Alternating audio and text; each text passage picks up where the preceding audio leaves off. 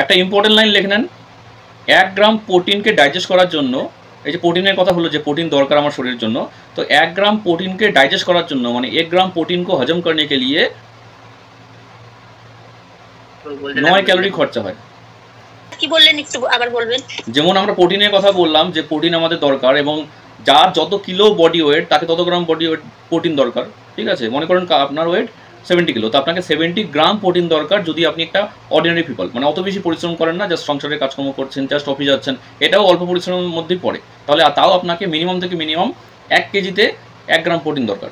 এবারে আপনি যে প্রোটিনটা নেবেন সেই প্রোটিনেরও তো কিছু ক্যালোরি আছে, সেই 1 গ্রাম প্রোটিনের ক্যালোরি হলো 9। কিন্তু এটা শুধু ক্যালোরি না, 1 গ্রাম প্রোটিন যখন আমি নিচ্ছি সেটাকে মানে খরচা করার জন্য 9 ক্যালোরি বার্ন হচ্ছে।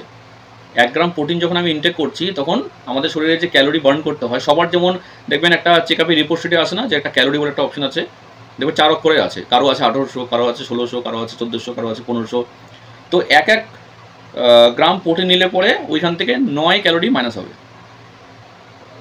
ঠিক আছে, এবং সেকেন্ড হলো, এবং কেউ যদি বেশি করে কার্বোহাইড্রেট নিচ্ছে, মানে যেমন অনেকেই আছে যে ভাত দিয়ে পেট ভরাচ্ছে, রুটি দিয়ে পেট ভরাচ্ছে, শুধু ওটস, মানে ওটস বলা হয়েছে বলে ওটস দিয়ে পেট ভরাচ্ছে, ওটসটাই বেশি করে নিচ্ছে।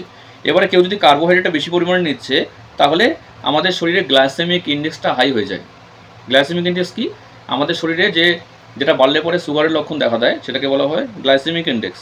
তো বডিতে অনেক বেশি কার্বোহাইড্রেট গেলে পরে গ্লাইসেমিক ইন্ডেক্স তৈরি হয়, অর্থাৎ সুগারের লেভেল বেড়ে যায়, এবং এক্সেস কার্বোহাইড্রেট এক্সেস ফ্যাটকে জন্ম দেয়।